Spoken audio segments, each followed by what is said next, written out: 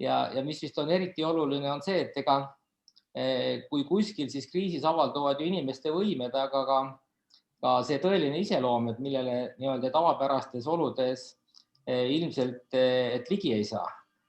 Ja mis meid nagu tervikuna huvitab, et on vast see, et kuidas siis Eesti 200-l õnnestuks kriisist kuidagi kasu lõigata, samas kui teha meil ei ole eriti midagi ju võimalik. Et suhteliselt selline keeruline olukord. Saadavad rääkida, mida teised valesti teeksid või mida võiks teha. Ja kohati seegi ei jõua eriti kuskile. Ja minule isiklikult oleks veel nagu huvitav nagu see arusaam, et me ju kunagi tahame saada võimuligi ja parlamenti ja valitsusse ja kui me täna vaatame, mis ümberringi toimub, et siis et osad erakonnad on korruptsiooniküüsis ja ütleme valdav enamus ja mõnedel on niisugune saamatuse märk küljes ja igal ühel on mingi häda, et kuidas siis üldse sellistes oludes saab valitsus teha. Ja kas see kriis on nagu nüüd läheb raisku või ei lähe, et seegi oleks nagu sihuke huvitav teada saada, kuidas ta nagu ei läheks raisku. Aga Raul, et ole hea. Ma võib-olla räägin ka, et praegu siin on juba üle 200 inimese, et inimestel peab väga palju vaba aega olema. Ja, lepime niimoodi kokku, sõbrad, et hoiame oma need mikrofonid kinni, sellepärast, et kogemus räägib sellest, et tavaliselt siis tuleb kas laps või kass ja hakkab Rauli jutule peale rääkima. Ja siin on olemas nähtus, mille nimi on chat. Sinna võite siis julgelt igasuguseid kommentaare kirjutada ja küsimusi. Ja mina siis vaatan üle ja küsin nendest siis kõige reipamad ja põnevamad selle Rauli jutu lõpetuseks ära. Aga kuulame huviga, et Raul, Zoom on sinu. Ja, aitäh. Tõesti, nii palju inimesi, et ju siis oleks võib-olla äkki pidanud lipsu ette panema, aga mul kuskil kodus on, aga ma ei hakka praegu vaevlema. Las ta jääb nii. Muutustest ja kriisist. Ameerikas oli kunagi üks niisugune president, kel nimi oli Warren Harding. Ta oli enam-vähem täpselt 100 aastat tagasi. Ja ta 21 jaanuaris siis oli inauguratsioon. Ta pikalt olla ei saanud 2,5 aastat, siis ta suri ära kopsupõletikku ja läks ajalukku. Temast teame võib-olla seda, et Kennedy pätsas ära tema inauguratsiooni kõnest ühe kuulsa lause või õigemini kuulsa mõtte, ta tegi seal natuke ringi, see on see, et mõelge, et ärge küsige, mida riik saab teha teie jaoks, mõelge, mida teie saate teha riigi jaoks. Tegi natuke ringi, aga see pannakse Kennedy kaela, tegelikult oli see Harding ja teine oli tema valimisloosung. Ja valimisloosung oli nii edukas, et vastas ajanõuetele, selle nimi oli tagasi normaalsusesse.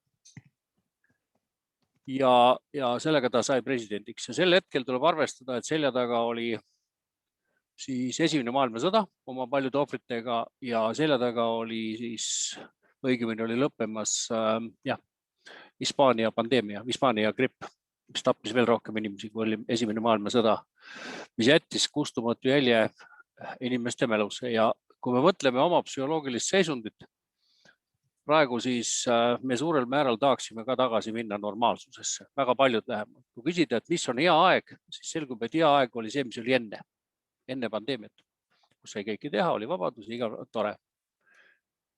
Ja nüüd on hea küsimus, et kas see on võimalik, sest midagi on väga jõuliselt muutunud. Sest kriis ju sõnastatakse kõige laiemalt niimoodi, et mingi uue teguri mõjul see, mis oli enne, eelnev tegevus on kas võimatu või raskendatud. Praegust olukorda saab väga selgelt nimetada kriisiks, seepärast, et see tegevus, mis enne oli, on praktiliselt täiesti võimatu, aga inimlik soov on säilitada see, mis enne oli, tundub praegu väga õnnelik, kuigi me tol ajal ka ei olnud väga rahul, eks. Linnar Viik tegi paar päeva tagasi esimeses stuudios paranduse sellesse lausesse, see tagasi normaalsusse, see ütles edasi normaalsuses, see on õige loosung.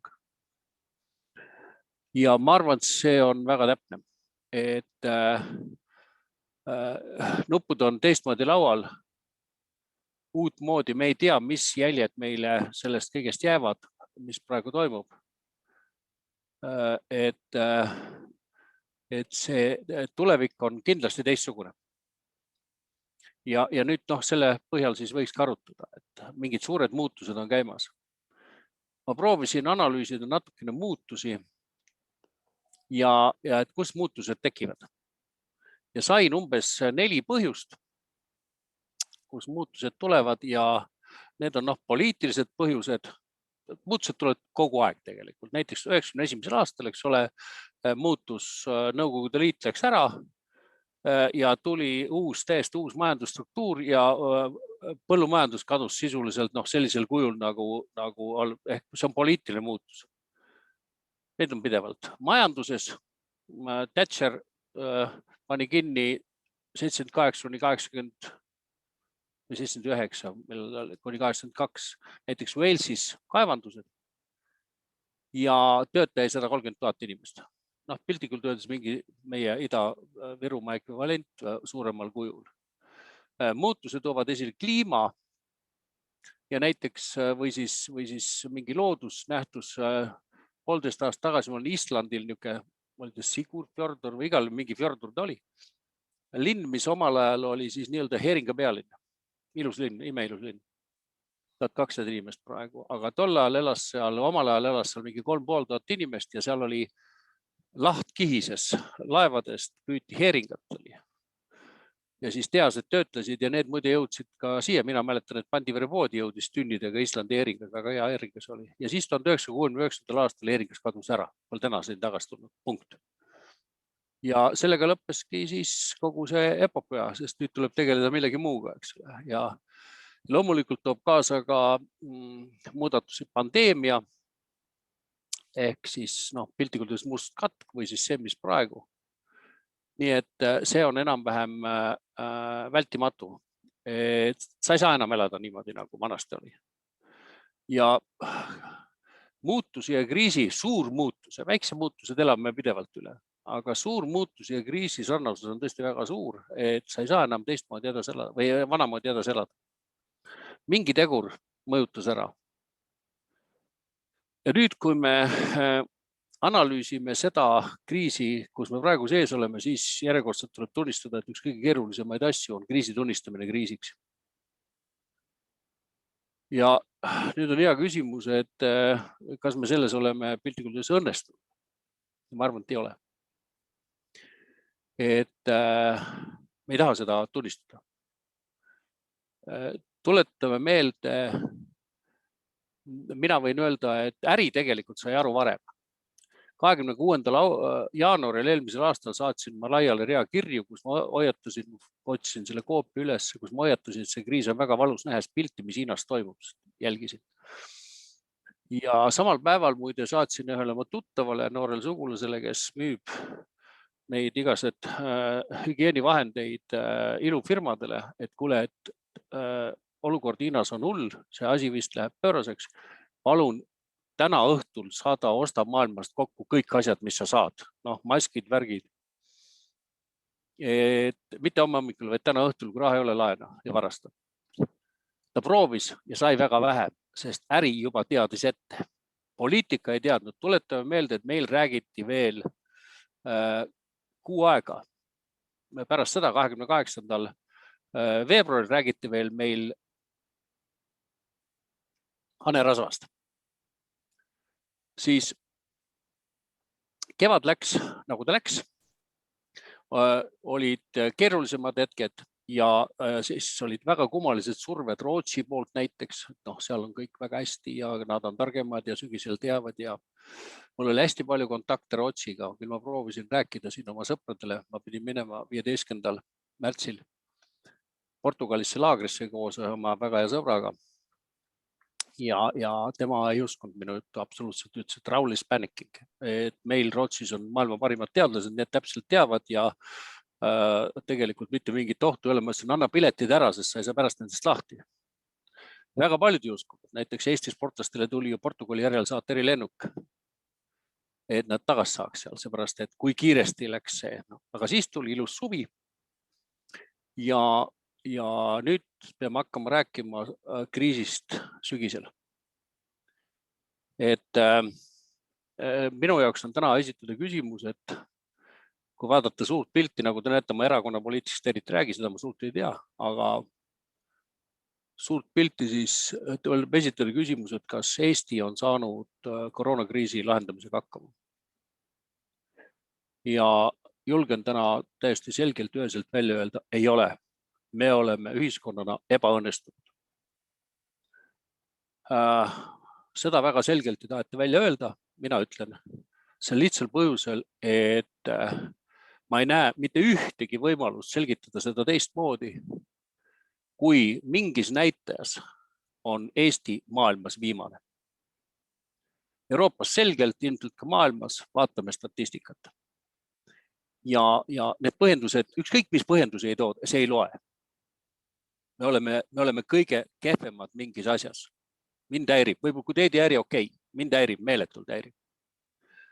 Tuletame meelde ühte kuupäeva, täpselt päeva ei mäleta, aga ühel päeval septembri lõpus eelmisel aastal oli olukord, kus 3 riiki olid maailmas absoluutnakatumiselt kõrvuti. Need olid Eesti, Leedu ja Island. Me olime maailma edetabelis 139, 140 ja 141. Ilusti seal taga, kõik oli tore, ilus suvi oli selja taga. Pidasime pidusid ja grillisime kambaga. Meil oli kõigil umbes 5300 nakatunut. 5300, 5200. Leedul on täna 5000, või Islandil on täna 5300 ja 22 surnut. Leedu on 4 korda väiksem kui Eesti. Ehk koefitsiendiga siis 88, ehk umbes surnute arvult umbes siis 10 korda väiksem, sellest absoluutnakatumiselt ei maksa isegi rääkida. Leedu tormas minema ja Leedul juhtus midagi seal, mis neil juhtus, ka neil midagi magas maha. Leedul on täna üle 200 000 nakatunud, meil 91 000 ja vist umbes nädala jooksul läheme mööda ka Lätist, kes on 95 000 peal, kes vahepeal oli ikka siin äärmiselt kehvas seisus. Kuidas on võimalik? Kuidas on võimalik, et et Euroopa üks kõige hõredamini asustatud riik,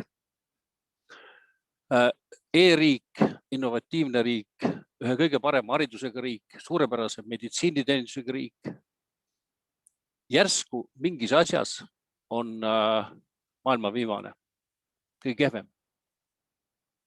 Tegelikult neist asja ei tohiks nagu olemas olla, aga on. Üks on selge see, et tuleb otsida, see on mingi strateegiline, põhimõtteline suur viga. Nüüd öeldes, ärme räägime minevikust, räägime tulevikust, unustame ära. Kes minevikku meelde tuletab siin peast välja? Ei, seda ei tohi teha. See on lihtsal põhjusel, et kui me praegu seda läbi ei räägi, siis me ei saa ka tulevikukriisidega, neid tuleb, ärge pabistage. Me ei saa hakkama. Ja kus siis see probleem on? Ma arvan, et te olete lugenud niisugust või lugenud sellist raamatut nagu Agatha Christie, Roger Ackroyd ja mõrv. Me ei mäleta selle peategelase nime, aga siis peategelane jutustaja koos Poirot'ga terve raamatu läbi ajab mõrvarit taga. Ja see oli siis Christie geniaalsuse näide. Lõpus selgub, et tegelikult see, kes taga ajas, ise oligi mõrvar. Ja mina arvan, et me oleme kõik süüdi. Et me tegelikult, lasime enda sisse mingi meeleolu, mis kaasal on väga oluline, mis ei võimaldanud tegelikult selle kriisiga hakkama saada. Me keeldusime tunnistama kriisi kriisiks, me tahtsime elada selles normaalsuses ja me ei tahtnud ühtegi piirangut. Tuletan meelde, et oktoobri algusest kuni veebruari keskpaigani Eesti riigis ei olnud mitte ühtegi piirangut. Tee, mis tahad. Sõna piirang, ehk inimene peaks ennast millestki piirama, kuna me nii armastame vabadust, oli täielik tabu. Ja muide, kui võtta kolmik ühiskond, meie ise, meedia ja poliitika, siis ühtäkki me kõik leppisime kokku nagu Rootsi, kes elas Tegnelli mullis, sügisel teised surevad, meil on karjaimmuunsus, tegelikult mis osutus täiesti valeks ja nad olid sunnitud täiesti muutma oma strateegia.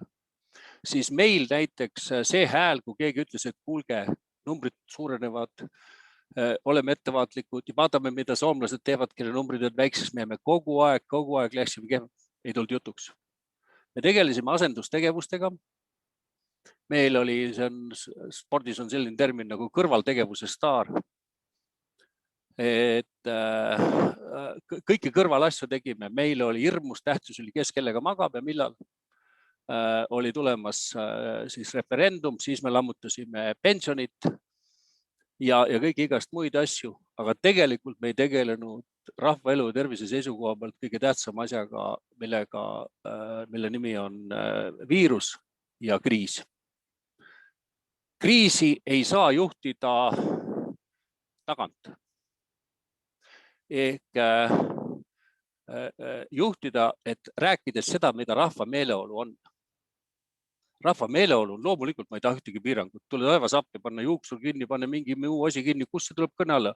Või siis parimal juhul loomulikult kõik teised tuleb kinni panna, aga mina toon lahti jätta. Kui küsida teha avalik arvamuse küsitlus, küsida, et kas sa oled nõus sellega, et homme pannaksegi hotellid ja kõik kõrtsud ja paad kinni. Loomulikult keegi ei ole nõus, mis jama see on? Et seda keegi ei luba. Me ei tahtnud. Aga juhtimine. Seal on keegi vist on seal. Halloo sõbrad, pange oma need mikrofonid kinni, sellepärast et siin kostab vahele. Ja. Aitäh. Aga juhtimine tähendab mitte juhtida tagant, vaid juhtida tähendab eest. See on suur risk. Piruka. Et see on eespoolt juhtimine, see tuleb teha ebapopulaarseid otsuseid. Midagi teha ei ole kahjuks. Aga see, et see on ja me lasime enda sisse ka valitsuse tasandil täiesti selge selline nii-öelda populistliku lähenemine. Räägime seda, et mu erakonna valija ei oleks pahane. Sest valimised tulevad ja järgmised tulevad. Mis tähendab, et sõna piirang oli nii meedias, poliitikas keelatud, samal ajal kui soomlased tegid piiranguid. Loomulikult oli erakordne kriiside aeg sügisel. Ja mis mõjutasid meie elu kõige otsuselt, võib-olla Eesti sisepoliitika kõige tähtsam sündmus, kõige suurem muudatus, mis eelmine aasta Eesti sisepoliitikas toimus, oli Bideni valimine, mille tagajärjed lõid ju kohe riigi elusse sisse paari kuu, eks. Oli Porto Franco, referendum, kõik sellised asjad. Ja minu meelest meil kunagi ei sündinud väga korraliku kriisi ja koroona diskussiooni. Siis äärmiselt suur hulk teemasid, mis tegelikult oleks tahtnud kajastamist. Ja kui vaatame siis, nagu öeldakse, koroona aegset infot, siis meil jäid paljud asjad rääkimata või väga hilinemisega. Meil ei räägitud näiteks detsembris, kui oli see inglise hakkas tulema, see inglise mutatsioon, siis vaadake tagantjärele meedia ja poliitilise avaldus selle koha pealt. Veebruari keskpaika hakati rääkima. Millal tegi Soome peaminister avalduse rahvale, et inglise mutatsioon on äärmiselt ohtlik ja me peame sisse panema palju tugevamad piirangud varem. 3. jaanuar. Me jäime 2 kuud hiljaks. Haiguse järelmõjud, mis nüüd tulevad tasapisi välja. Tohutu hulk on teaduslikke artikleid ja palju nendest on nii, et võtta kinni, kus on tõsi, eks. Aga fakt on see, et Eesti infoväli sel perioodil ei toonud meile piisavalt kohale kriisi ja muutusinfot. Või siis hilinemisega. Praegu on olukord nõks parem. Olid pressikonverentsid, räägiti väga palju asju. Aga meil ei olnud korraldusi. Tuletan meelde, et täna 5 nädalat tagasi, mis on alles ja põrgu oli juba lahti, täiesti oli lahti. Täna 5 nädalat tagasi tehti meil väga suured piirangud. Teate, mis need olid? 200 inimest sees ja 500 väljas. Noh, mu hallid juuksed tõusevad püsti pähe, eks.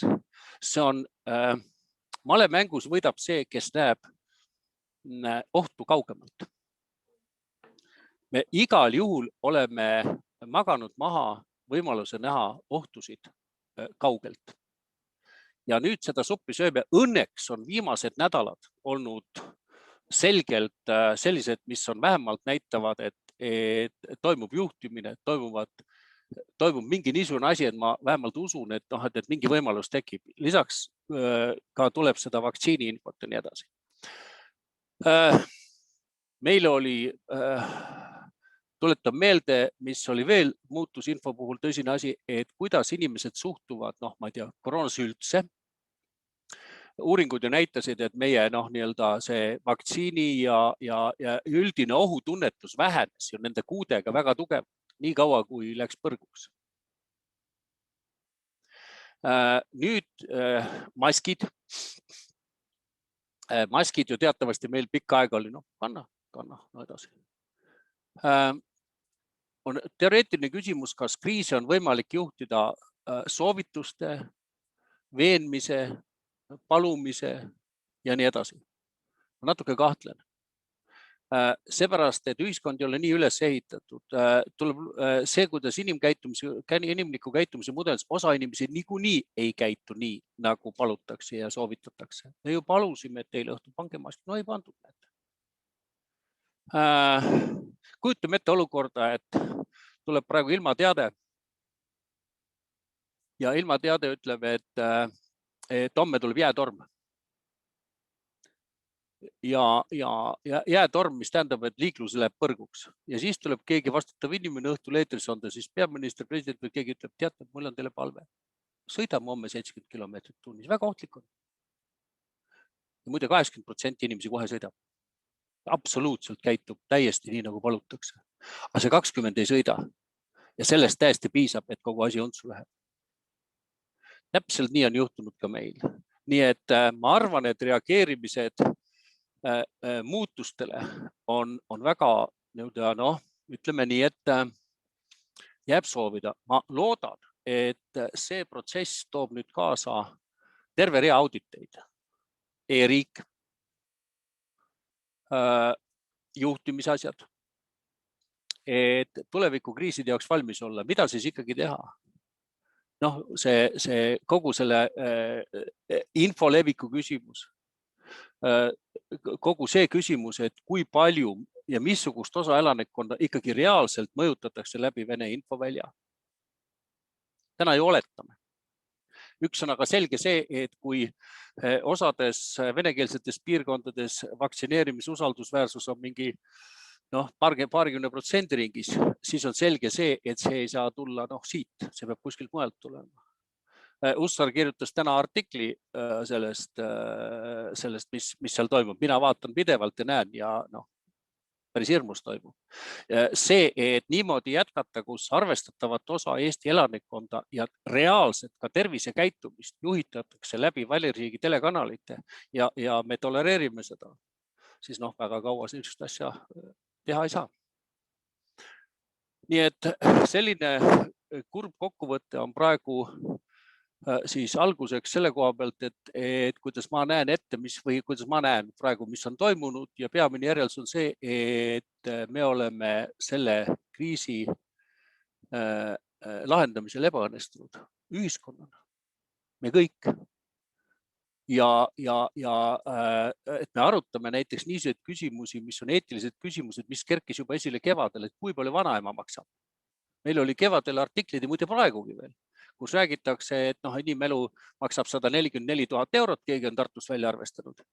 Ja 100 surnut on nii palju, aga majanduses kaotame 800 miljonit bad business. Või tähendab, et ei maksa väga nerveerida selle suremise pärast. Nüüd paneme suremisega taevalakke ja see on alati küsimus, et kuidas me suhtume vanematele inimestesse. Et nad on juba ka ikka tükk aega olnud, et mis see siis ikka ja pensionikassale ka lahe, eks. Ja see tähendab seda, et inimesed ei mõista ühiskonna ülesehituse sümboolset tähendust. Minu ema elas 91 aastat vana ja tema 90. sünnipäeval oli 100 inimest. Ja loomulikult tema nii-öelda tarbimisväärtus oli väike, ta enam kiviaeda ei ehitanud ja ta oli üsna, eks ole, nii. Aga tema sümboolne tähendus oli kolossaalne. Ta tegelikult võib-olla sõna ütlemata andis mingisuguse suuna või tee tervetele põlvkondadele. Ja selles mõttes praegu, et vanad lähevad bad luck, aga elame üle, siis see on eetiliselt täiesti füüsiliselt talumatu mõtteviis, aga vaadake, seda eksisteerib mitte ainult sotsiaalmeedias, vaid ka meedias. Nii et selline kurb sissejaotus ja üsna kriitiline, aga kus ma siis veel kriitiline olen, eks ole, kui mitte siin. Mis edasi teha?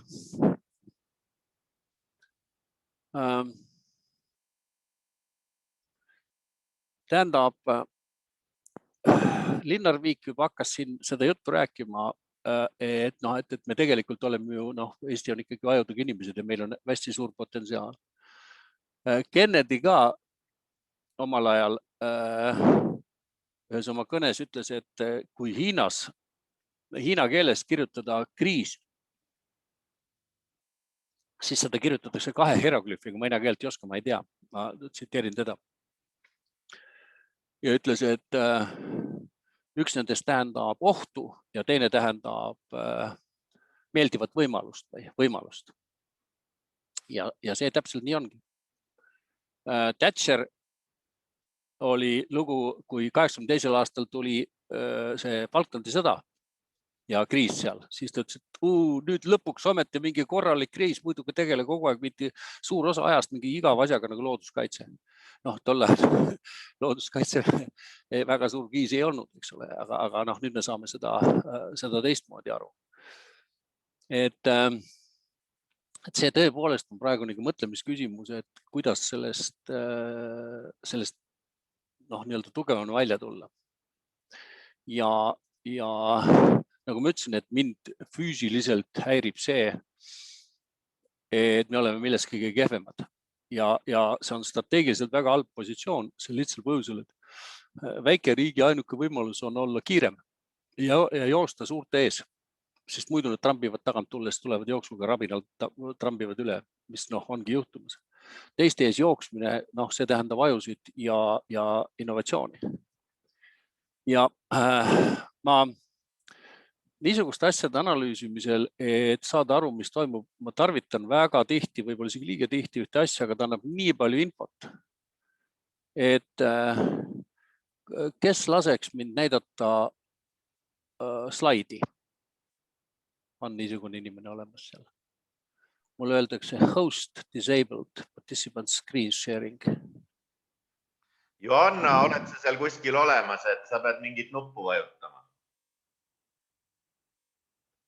Ma saan ka muidu hakkama, aga kui võimalik on, siis ma...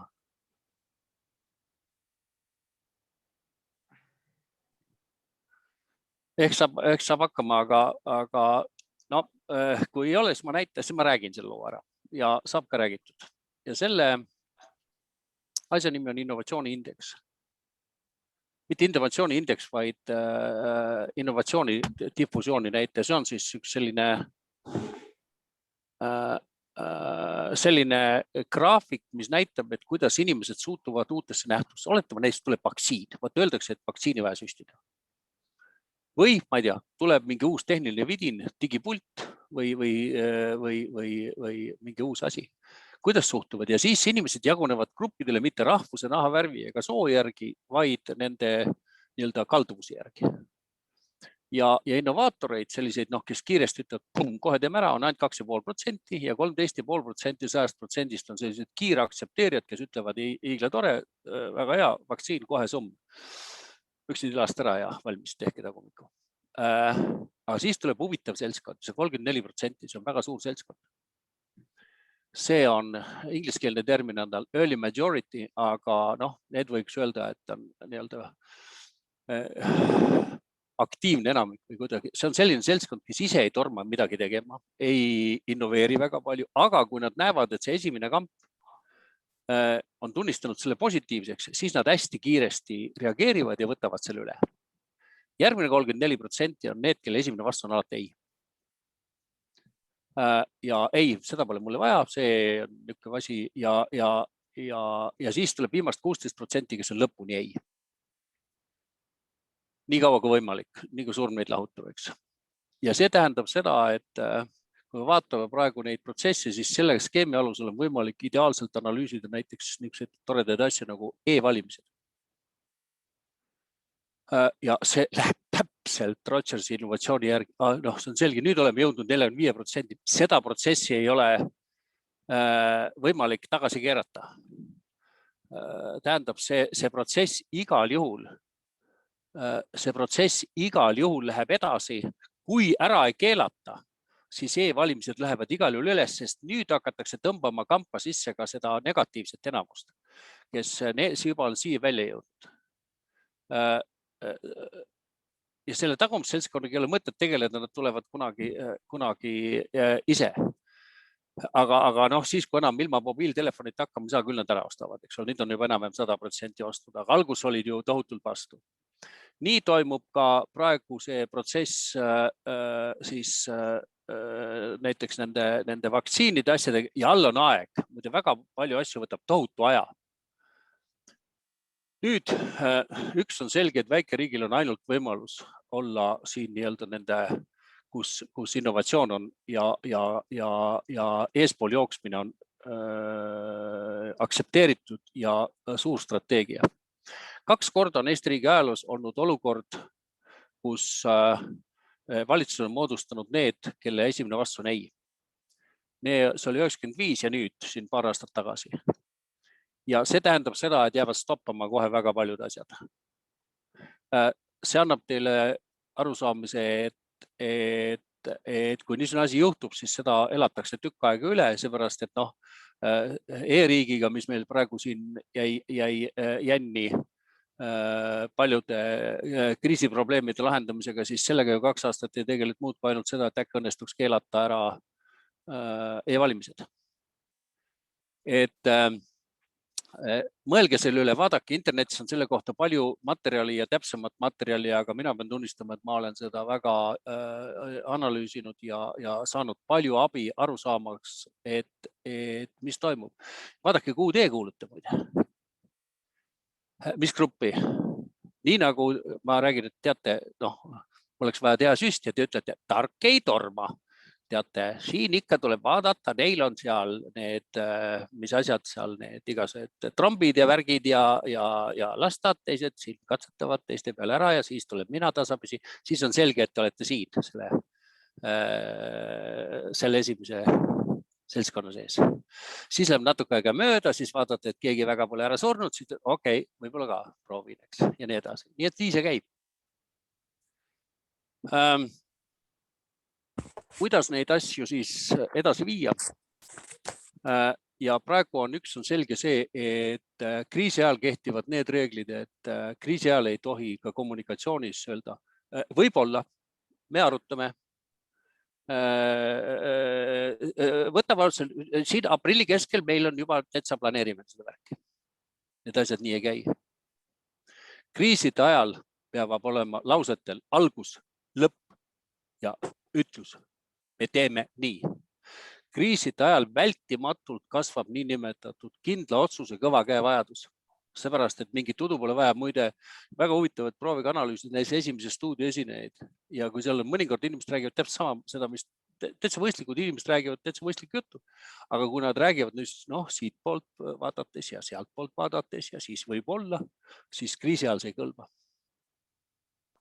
Kriiside ajal kehtivad täiesti teised reeglid, aga kõigepealt tuleb muidugi kriisiks tunnistada.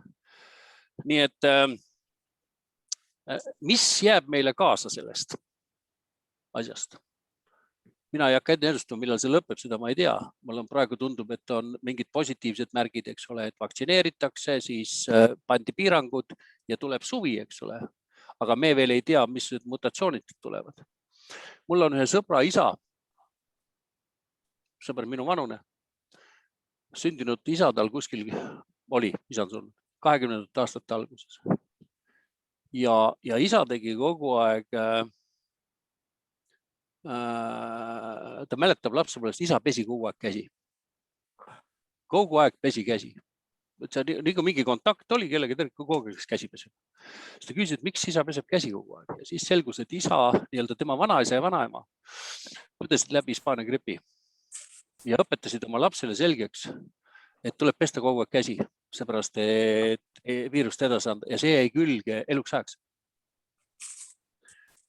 Ma ei tea, mis meile siit eluks ajaks külge jääb, aga fakt on see, et midagi siin jääb. Minu jaoks kõige keerulisem probleem on võib-olla selle kogu selle asja juures, et kriisitaju erinevus. Et mõjutavad kindlasti vanus. Kui sa oled vanem, sa kardad rohkem. Seepärast, et statistika näitab, et tuleb külge paremini ja kui haiglasse kukud, siis tõenäosus, eks ole, nägemist jääda aega. Rahvus. Ja see nõuab täiesti eraldi uuringuid, mis siin siis on, vaatame piirkondade järgi tänagi, mis piirkonnad venekeelsed täiesti selgelt mingid erinev kultuuri, ajaloo ja igasugused muud kogemused. Piirkond muidugi, kus elab. Lähiringi kogemus, kas keegi on haigeks jäänud, kas keegi on surnud. Siis informeeritus üldistest asjadest. Siis on igasugune uskumuste süsteem ja ma proovisin mingit loetelu teha enda jaoks juba väga-väga ammu nendest müütidest, mis siin käivad alates küüslaugust ja mingite idamaade hingamise asjadest, mis võtavad ära kohe hanerasvani välja, aga noh, ja neid on ka päris palju. Kodanikuühiskond, kuidas toimib, kuidas ühiskond reageerib, kuidas inimesed reageerivad, kuidas kas ütlevad, et kuule, pane mask ette, kurat. Või ei reageeri, ütleb, noh, näed, ta ei taha panna, eks ole. Ja nii edasi. Nii et kriisitaju on väga-väga erinev ja võt siin nüüd see meisterlikkus lööbki välja, nagu Thatcher ütles, et suur viis, et kuule, proovime nüüd leida. Proovime leida lähendusi. Ma ei tea, mis siit kaasa tuleb, aga üks on selge, et need piirkonnad, eelkõige venekeelsed piirkonnad, kus väga selge nakatumine suurem, siis nüüd me peame hakkama rääkima väga tõsiselt sellega, et mitte ei aita töökohtade, tehaste ja palga andmine, et siis on kõik hästi. Vaid me peame hakkama rääkima, mis on kõige keerulisem muutus kommunikatsioonis ja muutusstrateegias, see on inimeste psühholoogilisest teekonnast minevikust tulevikku. Piltlikult öeldes, kuidas saab aidata inimest, ma ei tea, Nõukogude Liidust Eestisse. Ja ma kardan, et see on nüüd üks õppetund, mis see kriis tõi, et kui me selle maha magame, siis jäävad väga paljud jänni. Ja meie kaasa arvatud, seepärast, et sellest ei piisa, kui sa ise 80% käid ja mask on ees ja oled igavene korrektne ja tubli. Et kui naaber ei tee, siis võib sellest vähe kasu olla ja kokkuvõttes on see supp, mille sees me praegu koos oleme. Vot sellised laias laastus on minu sissejuhatavad mõtted, kui keegi tahab midagi küsida, siis küsige, üks on aga selge, et ilma muutusteta ei muutu. Keres ütles ka omal ajal, et parem halb plaan kui ilma plaanita. Ja teate, on üks hirmus, mitte hirmus, aga kui see järele mõelda, siis puht filosoofiliselt, muutus on tegelikult loobumine. Sa pead oma ajudes selgeks tegema selle eesmärgi, kus sa tahad minna ja siis mõtlema, millest sa oled nõus loobuma selle eesmärgi saavutamiseks. Tähendab, muutust ilma loobumiseta ei saa, kui kanter tahab ketast kaugele heita, siis tema ei saa teha suitsu, võtta viina ja käia naise sõbranna sünnipäeval 2 korda nädalas. Ta peab nendest loobuma, seepärast, et eesmärk on teine. Täna on, selle ma jätangi mälestuseks, täna on meil igal ühel mõelda. Kui me tahame sellest jamast lahti saada, millest me loobume. Üks on selge, et elu sunnib meid loobuma sõitudest, kontakti nüüd. Me ei tahtnud millest loobuda. Aga fakt on see, et ilmselt tuleb neid loobumisi veel rohkem, kui me vaatame Soome informatsiooni, siis nad on meist küll per capita nakatamisega vist 8 korda taga. Aga ikkagi on paanikas, sest numbrid suurenevad ja me ei tea veel, mida need mutatsioonid kaasa toovad. Nii et üks asi, mis tundus just eelkõige Soome ja meie kommunikatsioonis tegevuse, et kriiside ajal pigem karta rohkem kui vähem. Me valisime teise strateegia. Nüüd oleme selle supi sees ja nüüd hakkame loobuma väga paljudest asjadest. See oli minu mitte eriti rõõmustav lugu, aga ise te tulite kuulama. Kuule, tänud, Raul, siin on selles jututoas on igasuguseid ideid, mõtteid ja küsimusi. Võib-olla küsikski tagantpoolt ettepoole siin vast ajaloo kohta, et siin päris mitu inimest avaldas arvamust nende inimeste kohta ja pigem nagu siukse küsimärgiga lõpus arvamust, et need inimesed, kes siis nagu eitavad koroonat ja kogu seda olukorda, et oskad sa võib-olla kirjeldada, mis neil seal peas toimub? Oled sa selle peale mõelnud? Vaata, ühe asja on see kriis selgeks õpetanud, et lahendusi ei anna meile poliitika ega ka erakonnapoliitika, annab teadus. Et ilma teaduseta praegu ilmselt oleks nii-öelda matuse tegijatele veel paremad päevad kui on. Seda asja tuleb uurida, mis nende peast tuleb. Ilmar Raak kirjutas kunagi artikli Akadeemiasse, kui ma ei eksi, ja seal ongi inimesed käitudki väga erinevalt. Ja tema jutu järgi umbes 10% inimesi, ta oli leidnud ka allikaid, on sellised, kes ütlevad, see on valge, et ei, see on must. Ta põhimõtteliselt ei saa öelda, et ta oleks nõus sellega. Ja umbes 30% on siis, ma ei tea, võivad kõhelda. Nii et mul on seda raske seletada, mis toimub, kuigi mul on enda tutvusringkonnas on arvestatav hulk neid, kes on nii-öelda kõhklejad, kes vaktsiini ootavad, on mõningad, kes on vastased, ütlevad, et see on inimõiguste rikkumine ja nii edasi. Mul koolidirektor rääkis, kuidas tal tuli kooli tüdruk Maardust ja ei olnud võimalik talle maski pähe panna. Ta keeldus seda pähe panemast. Lõunaks räägiti ta siiski ära, selle peale oli nakatanud 3 õpetajat, direktori, sekretäri ja 2 last ja kool tuli panna kinni.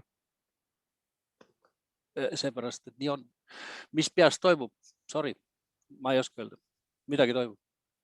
Siin on mingi, osadel ma tean, on see mingi isiksuse väärikuse otsimine, et sina, kurat, mulle ei ütle, mida mina teen. Et kui ma tahan olla selline, siis ma olen. Selliseid asju, inimesi on väga erilised. Nagu ma ütlen, 80% teeb kohe ära. Ma praegu mõtlen, et kes selle all kannatavad, siis kui ma imetlen praegu väga paljude gruppide inimeste tegevusi, ma meditsiinisüsteem, ma tõesti mõtlen, issand, mida nad teevad, eks ole, nii-öelda hing rinnus kinni ja otsitakse juurde ja kui palju on selliseid, toredaid noori inimesi, kes lähevad tudengitena sisuliselt sinna sisse. Samal ajal on jälle niimoodi, et mu mõistuse võtta ka ja kõini, mitte sa küsid, et mis nende peast on. Mina küsin, mis toimub seal peas, et nad ei saa vaktsioneeritud valitsust. Seal toimub. Ja see saab olla ainult puhas populistlik mõtlemine, et mida mu valija mõtleb, äkki ta on pahane. Äkki ta ei anna mulle häält. Seepärast, et andke mulle andeks hirmunud inimene, kellel on kodus 2 last, kes ise ei saa vaktsiini, kellel on õigus ta peab tegema otsuseid. Hirmunud inimene teeb valesid otsuseid. Loomulikult see jama ära lõpetada. Kuigi ma kuulen ka raadios veel alles sel pühapäeval rääkis seal keegi, et ikka vale otsused, eliitvaktsineerijad. Lõpetame jama ära. Valitsus peab töötama ja meie nimel töötama, peab töötama täie jõuga. Ja see käib, vaadake nüüd, las keegi kirjutab lahti selle Big Bongi mis hetkest, kui tuli esimene teade, et oleks mõistlik ära vaktsineerida, tähendab valitsus. Kuidas see liikus, ma ei tea, Sotsiaalministeeriumist valitsusse, valitsusest riigi sinna sekretäri kätte, sealt tagasi, sealt edasi ja kolmandasse kohta ja nüüd eile öeldi, vot seoses sellega, et AstraZenecat ei tule, nüüd ikka ei vaktsineeri. No kurat, sorry. Raul, ma ise olen nagu vaadanud seda olukorda sellisel moel, et teades ju ka, kuidas valitsus otsuseid vastu võtab ja eelkõige, mismoodi ta neid vastu võtab, nimetame rahuaja tingimustes, siis mul on tunne, et üks asi, millega pandi nagu täiesti puusse, oligi see, et jätkati nii-öelda kriisiaja tingimustes samamoodi edasi toimetamist nagu tavalisel ajal tehakse. Ja me teame ju väga hästi, kuidas tavalisel ajal tehakse. Tehakse arvamusuuring, saadakse teada, mida rahvas tahab ja arvab ja siis valitsus võtabki vastu väga targasti ja usinasti just nimelt need otsused, mille järgi arvamusuuringu põhjal nad kõige rohkem nii-öelda toetust saavad, eks ole. Ja suurima tõenäosusega rahvas arvaski kuni ilmselt veebruari alguseni, et piirangud ongi halvad ja et nad tahavad käia restoranis ja kohvikus ja ma arvan, valitsus vaatas nendel uuringutel otsa ja tegigi kõik oma targad otsused, teades, et see neile populaarsust toob. Et kuidas nagu lahti saada sellest meeletust tungist valitsusel ja poliitikutel nii-öelda küsida rahva arvamust, õigemini seda kogu aeg uurida oma otsuste tegemisel. Tulevad ju lollid otsused, me teame ju seda. Ma ei jätaks kõrvale ühte poolt ja see on ka meedia muide. Ja vaadake sügisel, hakake kuulama ja analüüsima, et mis seisukohal oli meedia piirangute suhtes. Meil oli väga selge, ülinegatiivne, ühine nii arvamus, et piiranguid tohi olla, peab olema vaba. Ja see, et teised riigid on mingid kogemused öeldi, et nendel läks halvasti, nad tegelikult mitte mingit kasu ei olnud piirangutest, ei Lätil ega Leedul ja hullemaks ainult läks ja vaata küll, me oleme targalt teinud. Tähendab, siin on praegu antud unikaalne võimalus praegusele valitsusele. Veel ei ole midagi valesti läinud. Tõepoolest, võtta ennast kokku ja käituda sel juhtumil, minna rahva ees. Muidu pikka aega ei olnud võimelist isegi järgneva. See sama, mida sa kirjeldasid, et uuring inimestel nii meeldib, teeme nüüd nii. See toimib, vaata. Kui on vaikne meri, võib igaüks olla tüürimees. Aga isegi mina võib olla. Aga kui on tormine, siis on vaja meistrit. Ja praegu oleme selgelt tormi sees. See on praegu, kes tahab saada suureks poliitikuks, on praegu suur aeg. Aga see tähendab juhtimist, mitte järgnemist. Siin selles kõlakojas on päris palju ka just nimelt seda venekeelse elanikkonna teavitamist, aga see on juba klišee, eks ole, et nad justkui ei tea seda, et maski peab kandma ja vaktsiin on tore. Ma arvan, et nad teavad küll, aga ilmselt on mingid hoopis teised põhjused, miks nad maski ei kanna ja vaktsineerima ka ei taha minna. Et võib-olla kommenteeri seda venekeelsete eestlaste teemat natukene lähemalt ja võib-olla siis teine küsimus kohe siin otsa, et me teame, et Läti kindlasti, minu arust Leedu ju ka on praeguseks Venemaalt pärit propaganda telekanalid kinni pannud. Meie usinasti jätkame nende näitamist, et kas siin me üritame jälle olla kuidagi targemad kui teised või oleme paraku miskipärast lollimad kui teised? Me peame arvestama ajaloolist kogemust ja kes tahab pilti ette saada, palun võtke lahti, see on väga lihtne, Vabariigi Valimiskomisjon hääletamistulemused eelkõige kohalikel valimistel viimased 20 aastat. Ja siis te saate samal sekundil aru, et poliitilist tahet tähendab seda infosüsteemi muuta ei ole olemas olnud. Sellest on vahetevahel aru saadud, aga muuta ei ole saanud, seepärast, et suur osa valimistulemused on olnud sõltuvad reklaamist, mis tuleb läbi Vene kanalite. Sest sealt on kõige efektiivsem reklaam ja juba eelmiste valimiste ees oli selge, et alla kirjutanud näiteks võitis Kihlveo, et vedades Kihla, et hiljemalt detsembris, mis Eesti poliitikad on Vene kanalites esindatud ja seal nad olid nagu stõkk, olid kohal. Eks see tähendab, et Vene telekanalid on osa Eesti riigi sisesest valimiskampaaniast ja sealt kaudu antavad sõnumid siis on väga tähtsad just eelkõige arvestatava kogukonnaga, eelkõige Lasnamäe ja siis Ida-Viru. Läti-Leedu tegi hiljuti suurepärase magistritöö Uku Arold, siis psühholoogilisest kaitses 6 aega tagasi. Ja see oli siis võrdlus Eesti, Läti, Leedu, Soome ja Rootsi.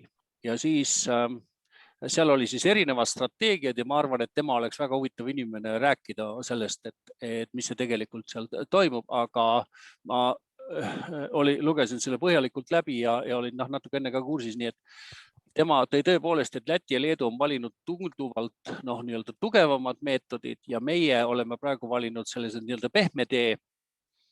Aga ma kipun kahtlustama, et sel aastal järjest rohkem saab selgeks see, et nüüd nähakse ära, et Vene kanalid ei ole mitte informatsioonikanalid, vaid on nii-öelda osa meie valimistest.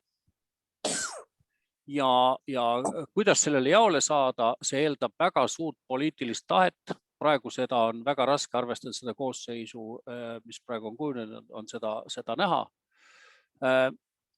Ukrainas just praegu loodi üks siis selline keskus presidendi juurde, mis on siis nende fake'ide ja nendega võitlemiseks. Ja ma arvan, et suur osa meie inimesi ei teagi või ei tea, mis see endast kujutab see asi, et kus need ohud tegelikult on. Lähipäevadel, vaatan, kas ma leian selle üles, lähipäevadel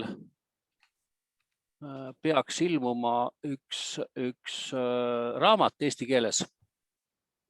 Ei taha vist edasi minna. Mille nimi on siis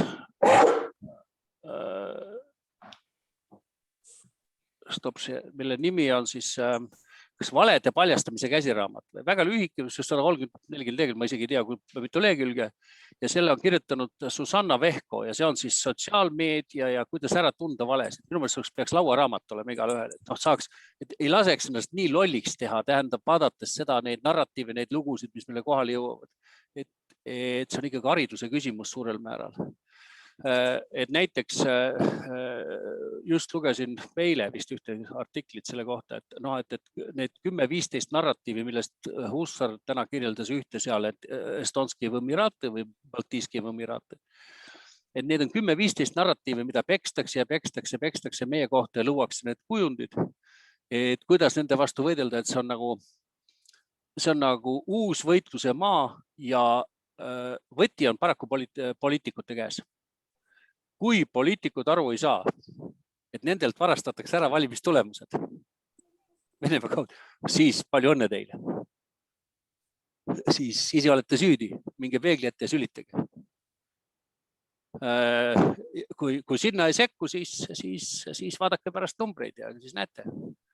Aga soovitan analüüsida eelkõige kohalike valimiste tulemusi viimased 20 aastat ja kui teil juuksed alliks ei lähe selle peale, siis te ei saa mitte millestki aru.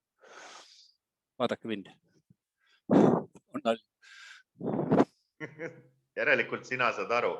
siin puudutasid ka haridussüsteemi ja oleme ausalt, ega väga suur osa kommunikatsioonist inimeste vahel ei käi ju ainult televisiooni, raadio või sotsiaalmeedia kaudu, vaid tihti inimeselt inimesele, eks ole, nad ju räägivad omavahel ja arutavad asju. Et kuidas nagu sellest vaatevinklist suhtuda haridussüsteemi või on sul mingeid häid nagu näpunäiteid, et lõppude lõpuks seal on ju õpetajad ja seal on õpilased ja seal on lapsevanemad ja pealekauba vist mingil hetkel ma ju kuskilt nägin, et kas sealt koolidest tuli umbes 30% kõigist nendest nakkuskolletest. Et kas meie haridussüsteem saaks ka midagi tarka teha? Ma suhtun väga lugupidavalt Eesti haridussüsteemi sellesse mõttesse, et eelkõige õpetajatesse et laias laastus saadakse ju nii-öelda väga hea hariduseks. Ja ma arvan, et haridussüsteem tegelikult Eesti suurim kaitseministeerium.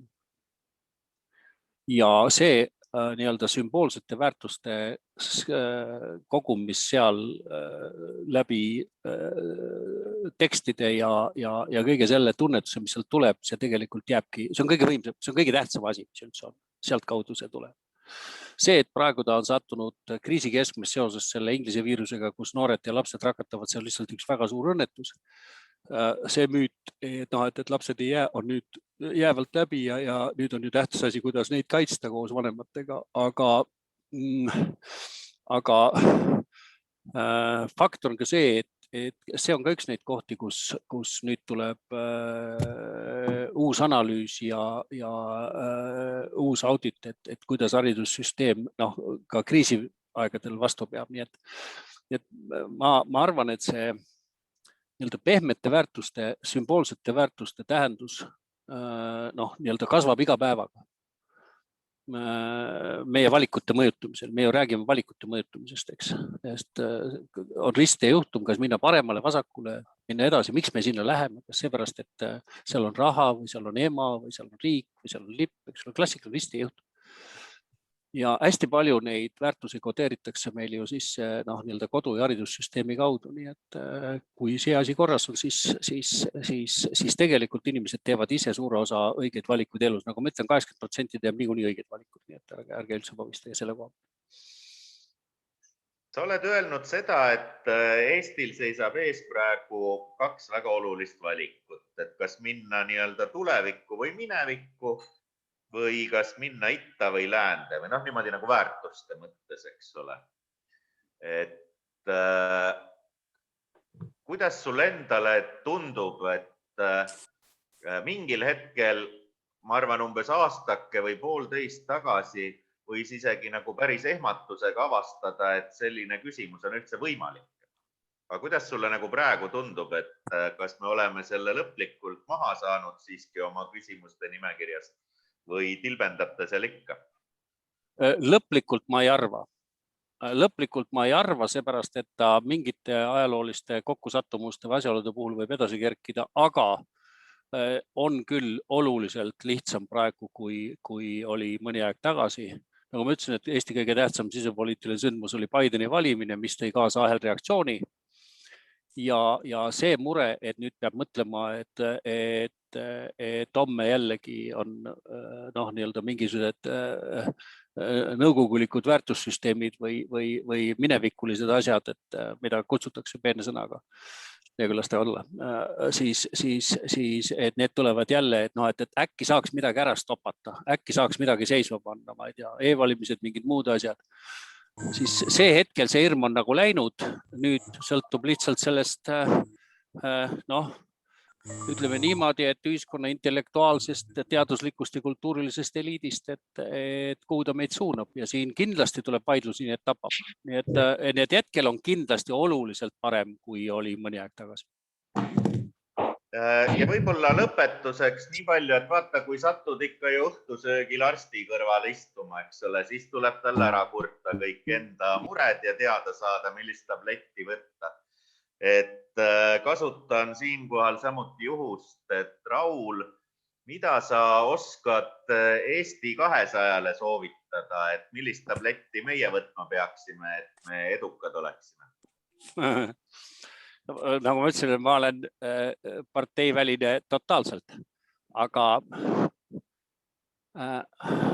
igasuguste selliste asjade puhul, mida ma võin öelda ka suvaliselt teisele erakonnale, on ainult üks väga põhimõtteline küsimus. Mille kompensaator te olete? Missugust minu muret te lahendate? Ja selle mure sõnastamine, suure mure sõnastamine on ausalt öeldes elu küsimus. Ja kui siin paned valesti ja üritad mulle pähe määrida seda, mida mul absoluutselt pole vaja, nagu mingid timurlased, eks ole, üritavad vanaema viivad üle tee ja siis küsite, miks te kannate teda üle tee. Aga vanaema ei taha tulla. No, hästi paljud erakonnad tahavad mind kanda kuskile sinna, kuhu ma ei taha minna. Ja see kompensaator tuleb sõnastada hoopis teiste sõnadega. See kompensaator oli näiteks pikka aega garanteeris Reformierakonnale erakordse valimistulemuse ainult üks asi. Kõik viimased aastast 95. Nad olid suurim kompensaator hirmule, et Savisaar moodustab valitsuse. Punkt.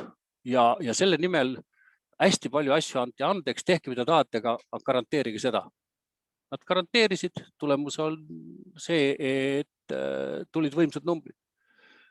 Pärast seda, kui 2007, mis oli uskumatu periood valimistel, keegi viitib vaadake pilti, sest see oli ka reklaamkampaania poolest ülivõimsalt kõige võimsamad valimised, kus kõik Eesti väiksed külad olid ka täis reklaame, ma ei tea, kus need rahad võeti. Väike-Maarjas oli bussijaama suurune Siret Kotka pilt pisikses külas, eks. Siis pärast seda, kui Savisaar kaotas võimaluse olla tipus, siis hakkasid, peaministriks oli selge, et enam ei saa, eks ole. Ja siis ta pööras ennast ringi, läks Vene valijate peale ja siis see protsess läks edasi. Mille kompensaator te olete? Mis mu mure on? Ja selle sõnastamine, mitte niimoodi, et räägime lasteaiad ja siin koolid ja võib-olla midagi, aga proovige sõnastada see mingi niisugusel sümboli ja südame tasemel. Mida te pakute mulle, missugust tulevikku?